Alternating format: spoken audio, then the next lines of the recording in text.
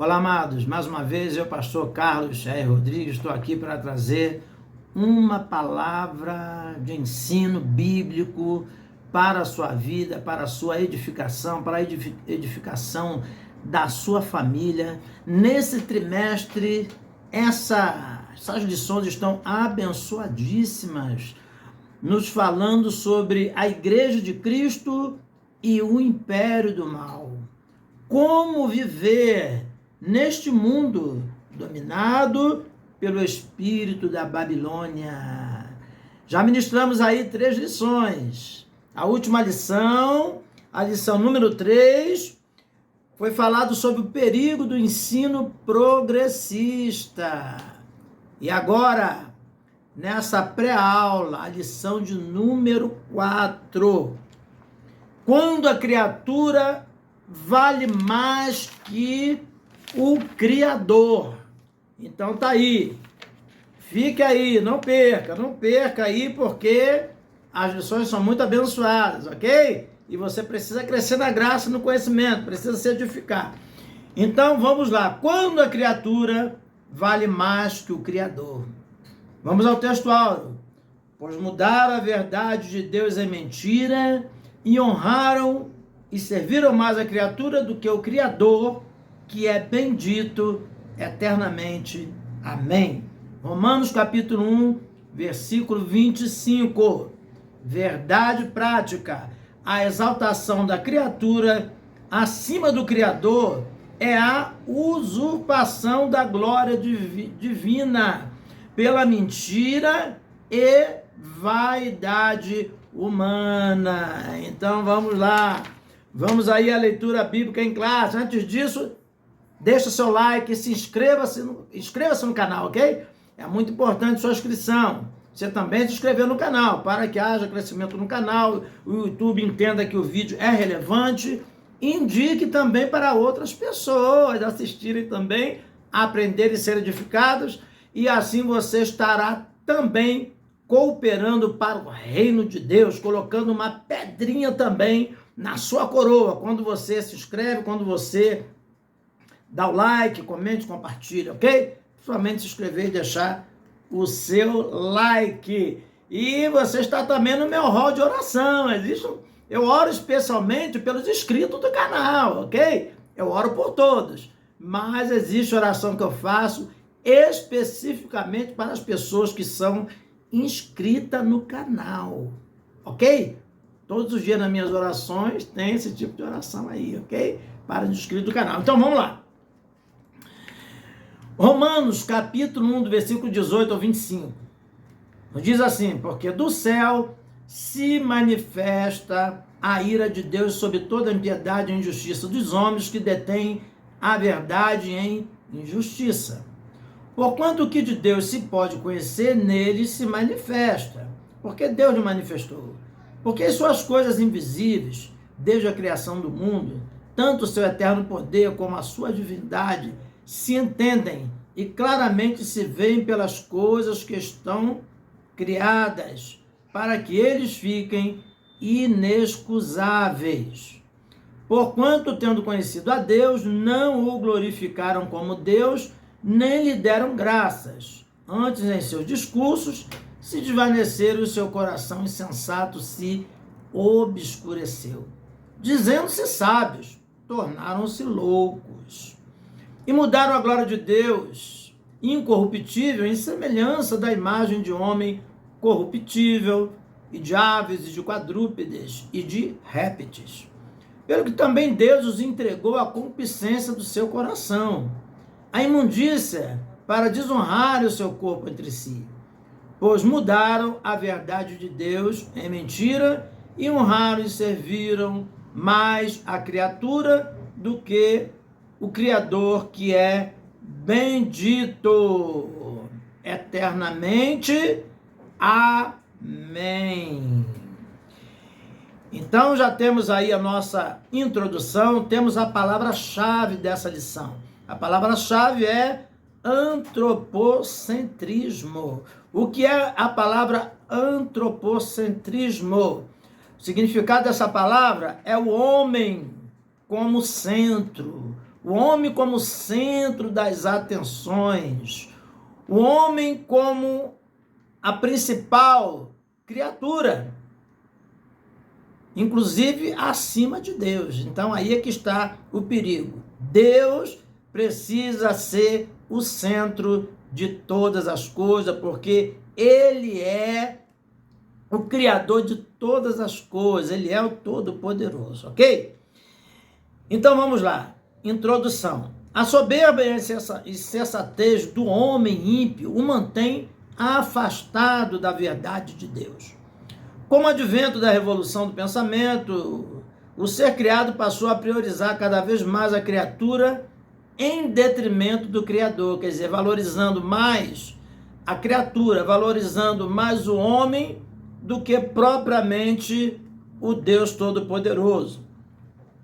A autoidolatria, o coração perverso e a escolha pelos prazeres da carne colocaram a raça humana em inimizade contra Deus. A lição de hoje é um alerta acerca do que ocorre quando Deus deixa de ser a medida de todas as coisas. Então já temos aí 2 Timóteo 3,4, que diz assim, homens que se tornaram traidores, obstinados, orgulhosos, mais amigos do deleite do que amigos de Deus. Então isso tudo é quando a pessoa se afasta de Deus. Então, temos aí também Romanos 1,18, diz assim, porque do céu se manifesta a ira de Deus sobre toda a impiedade e injustiça dos homens que detêm a verdade em injustiça, pelo qual nós já lemos aqui na leitura bíblica em classe, já lemos aqui esse versículo, então de novo ele é citado. Então o autor nos mostrando a importância cada vez mais desses versículos aqui citados. Então vamos lá, tópico de número 1, o desprezo à verdade. Subtópico 1, a impiedade e a injustiça. Então ele fala aqui sobre o termo impiedade, ele explica que significa irreligiosidade, então é a decisão do homem viver como se Deus não existisse, e ele coloca aqui alguns versículos expressando esse afastamento do homem com Deus, do homem de Deus, vamos dizer assim. Salmos de número 36:1 nos diz, a prevaricação do ímpio fala no íntimo do seu coração, não há temor de Deus na sua mente, em seus olhos. Então, falta de temor do Senhor, então é um perigo. A prevaricação é pecado profundo. Prevaricar é distorcer, é não obedecer.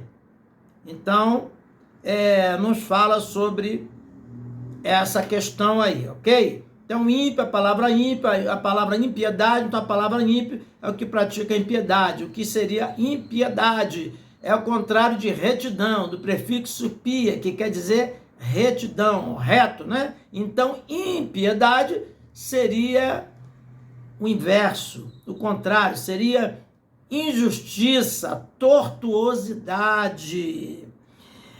Então, esses versículos já nos explicam aqui. Por exemplo, aqui em Judas 1, versículo 14, Judas é um livro que está encostadinho lá no livro do Apocalipse.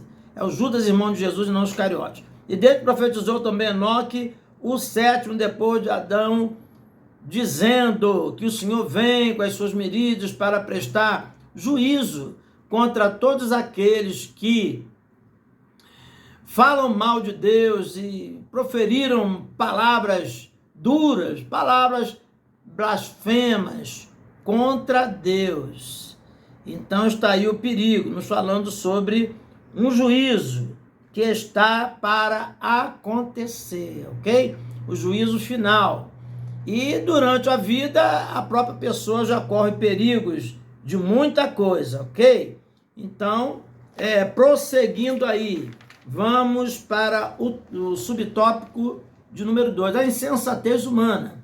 Então aqui ele foca mostrando que o apóstolo Paulo assegura que a revelação geral de Deus, por meio da natureza, faz com que o ser humano possua o conhecimento do Criador. Então o que ele está dizendo com isso? Que independente de ser evangélico ou não, Deus fez o homem, a mulher, né? Quando falo homem, estou me referindo também à mulher, com capacidade de reconhecer a Deus, até mesmo pela natureza criada. Vamos ler aqui esse versículo, Romanos 1, versículo 19, olha o que diz: por quanto que de Deus se pode conhecer, nele se manifesta, porque Deus lhe concedeu. Agora o 20, olha o que diz, porque as suas coisas invisíveis, desde a criação do mundo, tanto o seu eterno poder como a sua divindade se entendem e claramente se veem pelas coisas que estão criadas, para que eles fiquem inexcusáveis. A palavra inexcusáveis significa indesculpável. Então, aqui está dizendo que o homem não tem desculpa em dizer que Deus não existe, não querer reconhecer a Deus, em não querer obedecer a Deus, porque a própria natureza já reflete a glória de Deus. Quando olhamos para os céus, o sol, a lua, as matas, o mar, os montes, as planícies, as montanhas, a terra em si, todo o movimento do universo, dos planetas, tudo isso já nos mostra que existe um Deus. Imagine. E a própria criação do homem, como o homem é uma máquina perfeita que Deus fez, não é? Uma coisa incrível, tremenda. Então está aí Deus dizendo que o homem se torna indesculpável diante de tudo isso. Então ele chama de insensatez humana. O homem se torna insensato. Isso quer dizer, é uma loucura o homem dizer que Deus não existe, não é? Ou se recusar até mesmo a obedecer a Deus. Reconhecer Ele como único, a Jesus Cristo como único suficiente Salvador. Então nós temos aí esses versículos todos aí, né? E também temos aí falando sobre a idolatria e perversão moral. Romanos capítulo 1, do versículo 22 ao 25, nos faz menção também disso aí. Eu vou ler aqui o Romanos 1, 25, que diz assim: pois mudaram a verdade de Deus, é mentira, e honraram e serviram mais a criatura do que o Criador, que é bendito eternamente. Amém. Subtópico de número 3, o culto à criatura. Quer dizer, o culto quer dizer adoração. Ela precisa estar ligado ao Criador. Nós devemos adorar somente a Deus, cultuar somente a Deus. Então está aí Mateus capítulo 4, Lucas capítulo 4 também, nos falam: só o Senhor teu Deus servirás e só a Ele prestarás culto. Lá na tentação de Jesus no deserto, Jesus fala assim para o próprio diabo, que estava querendo adoração. Então Jesus usa essa expressão: só o Senhor teu Deus adorarás e só a Ele prestarás culto. Então, o culto à criatura. Na religião, os seres criados passam a ser cultuados. Isso é um absurdo. Um homem que é criatura de Deus não pode ser cultuado, não pode tomar o lugar de Deus, porque Deus não dá a sua glória para ninguém. Está na Bíblia, no livro do profeta Isaías. Nas ciências, a matéria é colocada acima de Deus. Na sociedade, o artista, o atleta, o político ou líder religioso se torna uma referência de idolatria e em afronta ao Criador, que é bendito eternamente. Nós podemos até ter alguma admiração por alguma pessoa, mas jamais adorar, porque Deus, Ele não aceita ser trocado por nenhuma criatura ou por nenhuma criação. Então, por isso, o culto, a adoração somente ao Senhor Deus. Por isso que essa palavra, adoro, todas as vezes as pessoas têm o costume de dizer, eu adoro uma comida tal, eu adoro uma roupa tal, eu adoro um carro tal, eu adoro uma atividade tal, eu adoro um artista tal, eu adoro... Então, tudo isso não convém, porque a palavra adoro vem de adoração, e adoração, biblicamente, é somente para Deus. Prosseguindo, tópico de número 2, a revolução do pensamento humano. Então, aqui, ele vem falando sobre o renascentismo.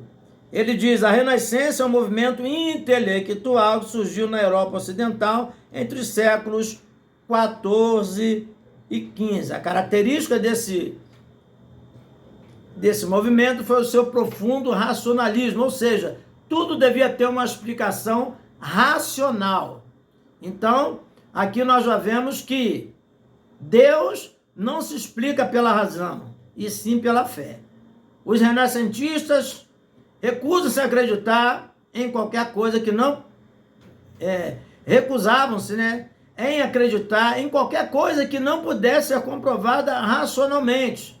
Durante esse período que coincide com o início da Idade Moderna, que os historiadores marcam a partir da tomada dos otomanos pelos turcos e daí por diante, ok? Ele vai nos trazendo aqui algumas explicações da época. Então nós vemos na concepção aqui do antropocentrismo, de novo, o homem como centro, estando acima do Criador. Então, prevalece aí uma cultura de racionalismo e ceticismo. Então, o racionalismo está ligado à razão somente, à inteligência, à ciência, vamos dizer assim. E o ceticismo, a pessoa cética, é uma pessoa que não crê. Pessoa que não crê nesse contexto aqui desse estudo. Não crê em Deus, não crê na divindade, não honra essa divindade. Então vamos deixar um versículo bem claro aqui para resumir isso aqui, e nós temos como foco a Bíblia. João capítulo 20, versículo 29, Jesus disse assim para Tomé, quando ele apareceu aos discípulos. Disse-lhe Jesus, porque me viste, Tomé, creste? Creste porque me viste, Tomé? Bem-aventurados, ou felizes, a palavra bem-aventurados é felizes. Felizes os que não me viram e creram.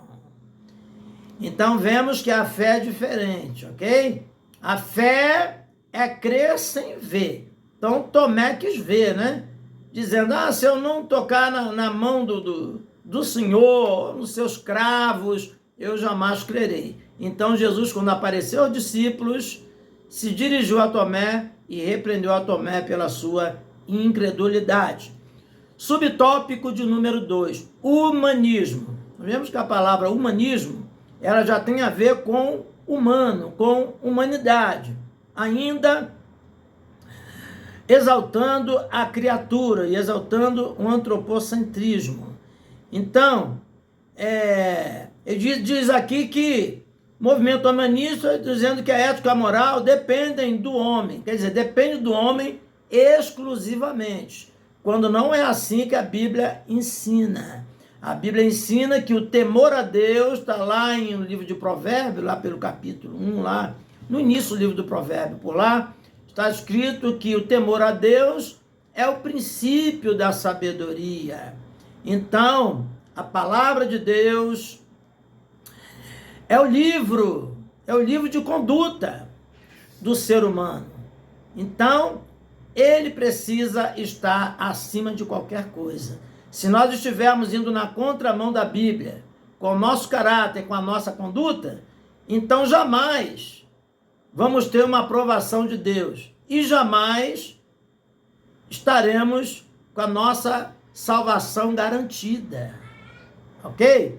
Então, prosseguindo, a única coisa aqui que existe de positivo nesse movimento é a valorização dos direitos do indivíduo, porque isso Deus aprova. Deus se agrada do amor próximo. Deus não é contra a valorização do ser humano no sentido de não fazer acepção de pessoas e haver uma preocupação com o ser humano. Mas o que é reprovado aqui é justamente a conduta livre, o humanismo do ser humano, que pode fazer o que quer sem depender de Deus, sem depender da Escritura Sagrada, da Palavra de Deus. Prosseguindo, subtópico 3, iluminismo e pós-modernismo. Então, pós é depois. Então, está bem claro, né? O pós-modernismo, uma coisa que está ainda depois da modernidade, né? O iluminismo surgiu na Europa entre os séculos 17 e 18. Então, ele vem dizendo, os adeptos rejeitavam a tradição e buscavam resposta na razão. Então, aí é que está o perigo. Entendiam que o homem era o senhor do seu próprio destino, e que a igreja era uma instituição dispensável, né? Que não precisava de igreja. Não é indispensável, sim dispensável. Então ele vem aqui abordando essa questão e marca o movimento do hedonismo e o narcisismo. Então, o que é o hedonismo? É a cultura do prazer. É o homem mergulhar no prazer da sua carne. Então, isso não agrada a Deus, porque o pecado não agrada a Deus. Deus ama o pecador, mas o pecado do homem aborrece a Deus. Isaías, capítulo de número 59. Romanos capítulo 8, versículo 8, está escrito que os que estão na carne não podem agradar a Deus. E também o narcisismo. O narcisismo é o egoísmo. É o homem se voltar para ele próprio e não olhar para o seu próximo, não se preocupar com o seu próximo. E, no entanto, os dois grandes mandamentos de Deus está escrito: amarás o Senhor teu Deus de todo o teu coração, de tua alma, de todo o teu entendimento, de todo o teu pensamento, de todas as tuas forças. E ao teu próximo como a ti mesmo. Destes dois mandamentos depende toda a lei e os profetas. Então, o narcisista é aquela pessoa egoísta. Então, nós estamos vivendo esses tempos aqui, tanto do hedonista como do narcisismo. São palavras que hoje estão muito em questão, principalmente nas áreas da ciência, da filosofia, etc. Então, é o abuso do corpo, aí vem o abuso do corpo, não é? A prostituição, meu corpo, minhas regras, conforme já tem um ditado aí, né? Eu sempre estou tocando nisso aí, porque é uma coisa bem moderna, que está surgindo aí, que está em pauta, que está em questão. O uso das drogas, o uso do corpo, a depravação e um consumismo desenfreado. Então sabemos que Deus não faz acepção de pessoas. Gálatas, capítulo 3, versículo 28. Nisso não há judeu nem grego, nem escravo nem livre, não há macho nem fêmea, porque todos vós sois um em Cristo Jesus. Então, nosso Jesus, o nosso Deus, não faz acepção de pessoas. Ele ama a todos. Somente o pecado aborrece a Deus. Tópico de número 3.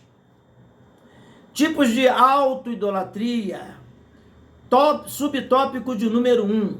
A idolatria da autoimagem. Então, já vimos anteriormente que idolatria é uma adoração ao ídolo.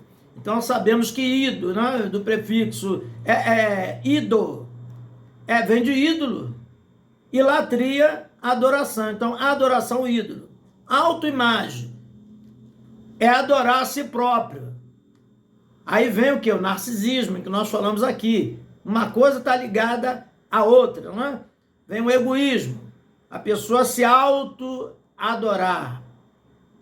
Claro que todo mundo tem que se cuidar, isso é diferente. Agora, adorar a si próprio, a autoimagem, aí já é um perigo, porque acaba a pessoa querendo tomar também o lugar de Deus e se torna uma pessoa egoísta.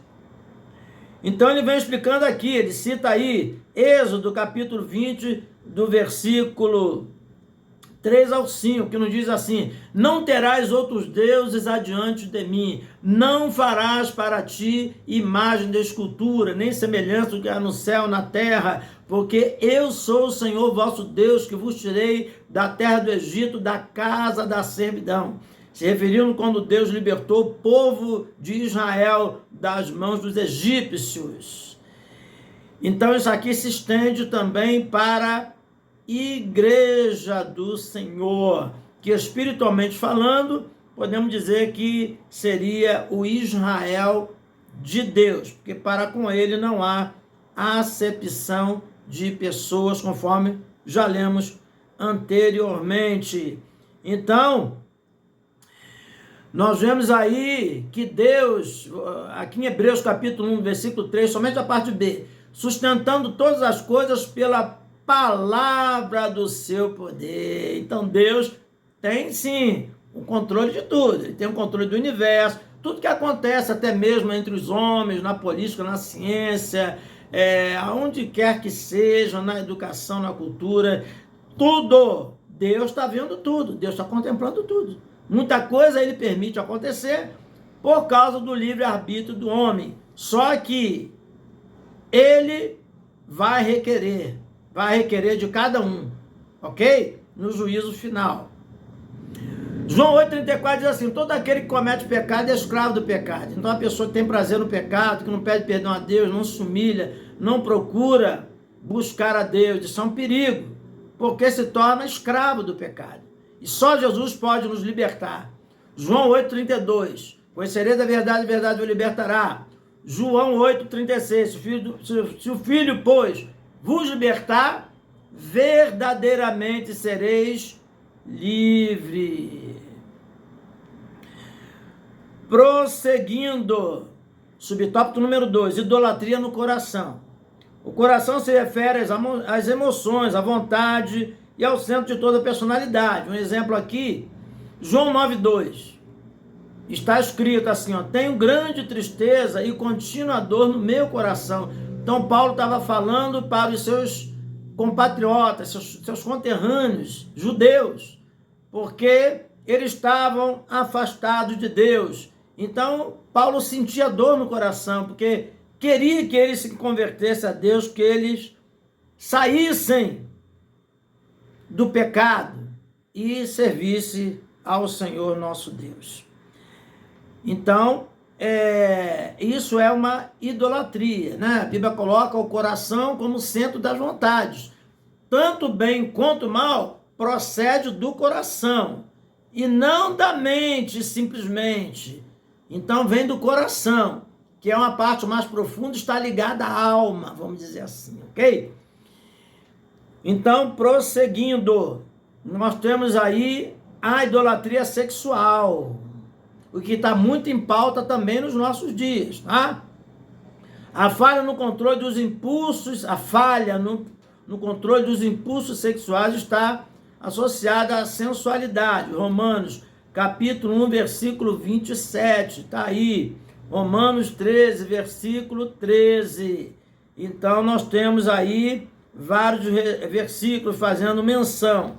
Romanos 13 diz assim: andemos honestamente, como de dia, não em glutonarias, bebedices, desonestidades, dissoluções e inveja. Então, tudo isso provém do coração e não agrada a Deus. A desonestidade, né? As glutonarias, bebedices, dissoluções e tudo mais.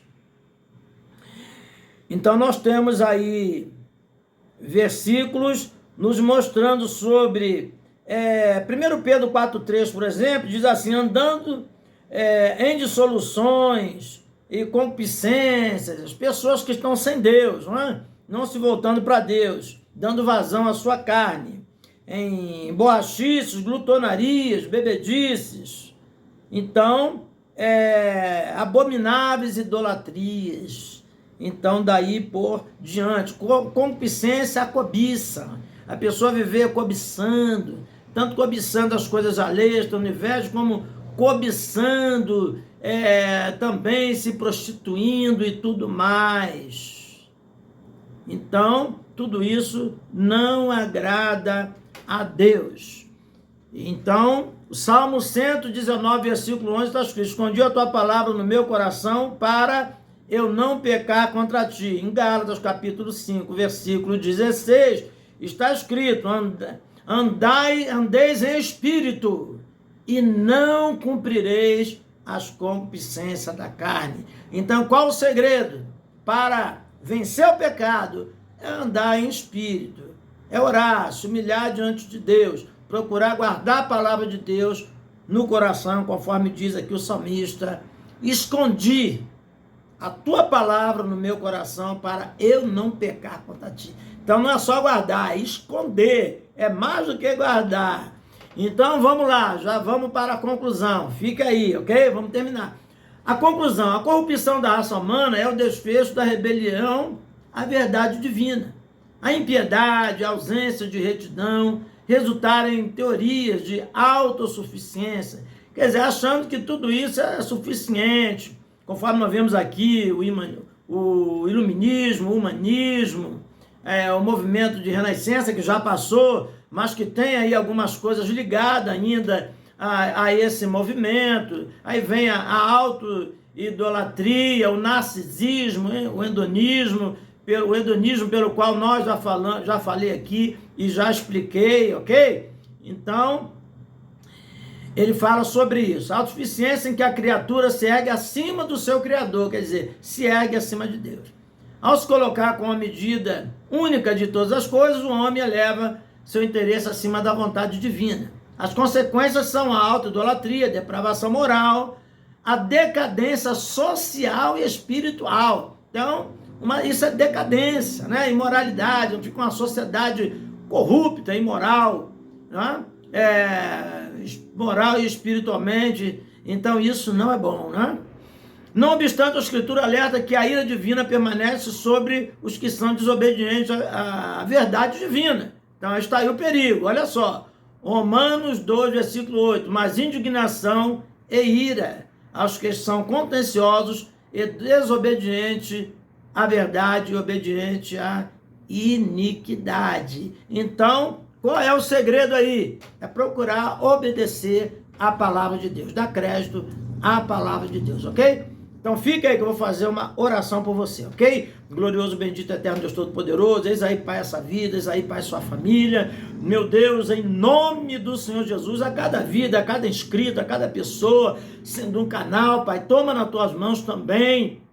Meu Deus, que estão cooperando, sendo dando like, comentando, compartilhando. Meu Deus, o Senhor vem abençoar poderosamente a todos de uma forma geral. Em nome de Jesus, como ministro do Evangelho, eu te abençoo em nome do Senhor Jesus, ok? Então, semana que vem, provavelmente no sábado, né?